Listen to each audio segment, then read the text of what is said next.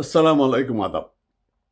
আপনারা দেখেছেন এতদিন আমরা আওয়ামী লীগের নেতাকর্মীরা অপেক্ষমান ছিল বঙ্গবন্ধু কোনো কি নির্দেশনা দেন। তিনি পরশুদিন মোটামুটি একটা নির্দেশনা দিয়েছেন, বলেছেন যে যেখানে আছে সেইখান থেকে প্রতিরোধ গড়ে তুলতে হবে। আর এখন আমরা সবাই নেতা, যে যেখানে আন্দোলন আছে সেই নেতা, এটাই বাস্তবতা।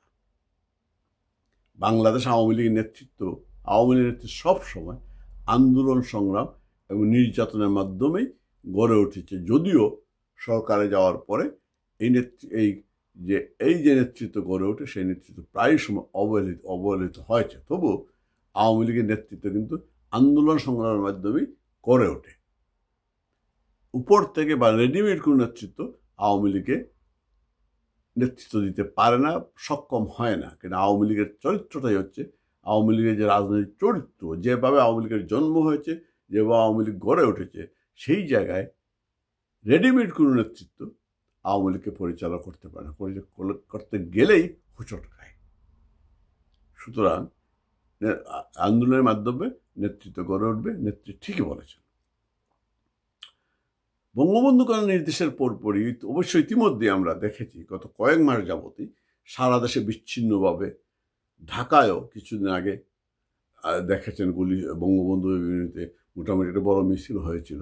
এবং সারা দেশে এই চট্টগ্রাম, সিলেট, চিটাগাং, রাজশাহী, অর্থাৎ যার যেখানে সম্ভব হচ্ছে সেই জায়গায় ছাত্রলীগ, আওয়ামী লীগের নেতাকর্মীরা গাজীপুরে তো ইতিহাস সৃষ্টি করেছে, ঘুরে দাঁড়ানোর চেষ্টা করছে, মিছিল করছে, সমাবেশ করার চেষ্টা করছে, জেলে যাচ্ছে, নির্যাতিত হচ্ছে, মা বাবা ছেলেকে না পেয়ে মা বাবার আক্রান্ত হচ্ছে, স্বামীকে না পেয়ে স্ত্রী এবং সন্তানকে ধরে নিয়ে গেছে। তারপরেও কিন্তু আওয়ামী লীগের নেতাকর্মীরা দমে থাকেনি।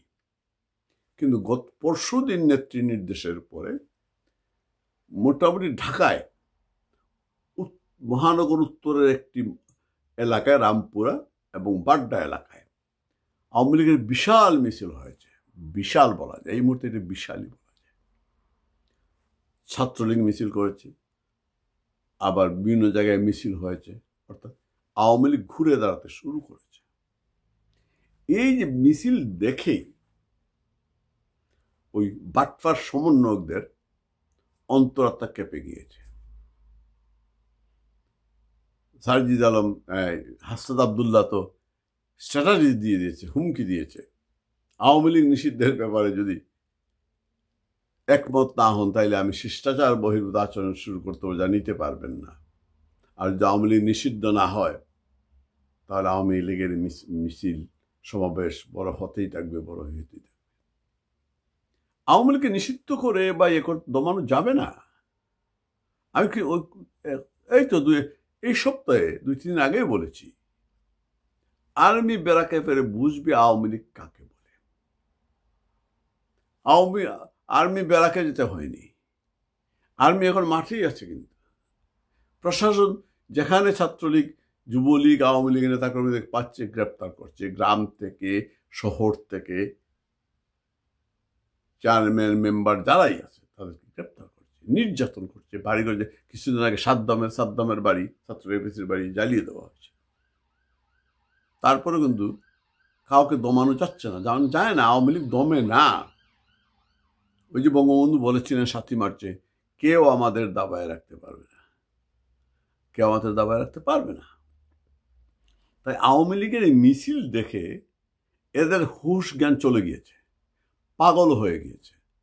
সে শিষ্টাচার শিখাচ্ছে। শিষ্টাচার, তোর মা বাপ কি তোকে শিষ্টাচার শিখিয়েছে? তোর কি শিষ্টাচার মতো জন্ম হয়েছে, না শিষ্টাচারের মধ্যে তুই বড় হয়েছিস? তোর কথাবার্তা, বডি ল্যাঙ্গুয়েজ, তাকে কোন শিষ্টাচারের মধ্যে পড়ে? এই যে পোস্ট দিলে সেটা কি শিষ্টাচার? তোরা শুধু নিজেরা না, তোরা একটা প্রজন্মকে বিয়াদব বানিয়েছিস। শিষ্টাচার কাকে বলে এইগুলোকে জানে না। টিচারকে কান ধর করে বসে হয়, জুতা পরিয়েছে, এটাকে শিষ্টাচার? তোদের নেতৃত্ব হয়েছে এগুলো। বিচারপতিদের টেনে হিচড়ে পদত্যাগ করাতে হবে, এটা শিষ্টাচার। তুই তো শিষ্টাচারের সেই জানিস না, তুই আবার শিষ্টাচার বহির্ভূত আচরণ করবে কি? আসলে বিষয়টা সেইটা না, বিষয় হচ্ছে ভয় পেয়েছ সোনাদন, ভয় পেয়েছ। আওয়ামী লীগ যেভাবে ঘুরে দাঁড়াচ্ছে, ভয় পাচ্ছ। তোমাদের তো যাইবারও জায়গা নেই, কই যাবা? আমাদের নেতারা তো দেশত্বকের অন্তপক্ষে একটা নিরাপদ আশ্রয়ে যেতে পারে, কোথাও যেতে পারবি না, যাবি কোথায়? সুতরাং ওইসব কথা বলে কোনো কাজ নেই, কোনো কাজ নেই। শিষ্টাচার শেখাতে এসো না। সব কথা শেষ যে কথা বলতে চাচ্ছি, নেত্রীর বঙ্গবন্ধু কন্যার নির্দেশনার পরেই কিন্তু আমরা অপেক্ষা ছিলাম। আওয়ামী লীগ নেতা কর্মীরা তৈরি হচ্ছে, ঘুরে দাঁড়াচ্ছে, যুদ্ধ হবেই, আরেকটি মুক্ত যুদ্ধ হবে। আর এই যুদ্ধে তোদের মতো রাজাকার শাসকদের আমরা পরাজিত করব। যারা বাংলাদেশকে জঙ্গি রাষ্ট্র বানাতে চায় তাদেরকে পরাজিত করব, নিশ্চিত পরাজিত করব। মানুষের গণতান্ত্রিক অধিকার ফিরিয়ে আনব। তোদের মুরব্বী ইউনূসকে আমরা কিক আউট করব। সেই দিন বেশি দূরে নয়, অপেক্ষা করো, দিন আসছে। দিনে দিনে বহু বাড়ি আছে না শুধিতে হইবে।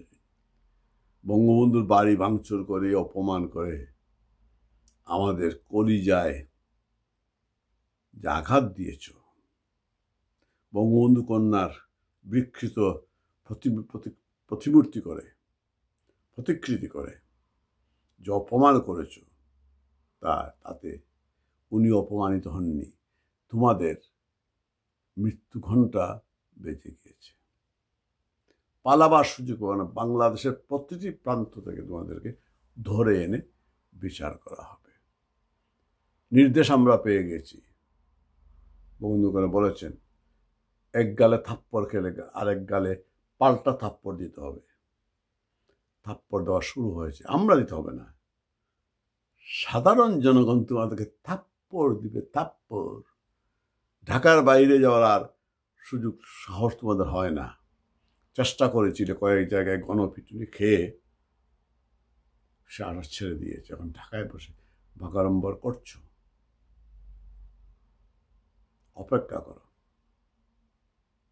সবাইকে আবার সবার শুভকামনা করি। আমি সব কথা সেটা বলতে চাচ্ছি, বঙ্গবন্ধু কন্যার নির্দেশের পাওয়ার সাথে সাথেই আপনারা দেখেছেন ঢাকা সহ সারা দেশে আওয়ামী লীগ, ছাত্রলীগ জেগে উঠছে। দিন আমাদের আসবেই, আশায় বুক বাঁধে আছি। জয় বাংলা, জয় বঙ্গবন্ধু।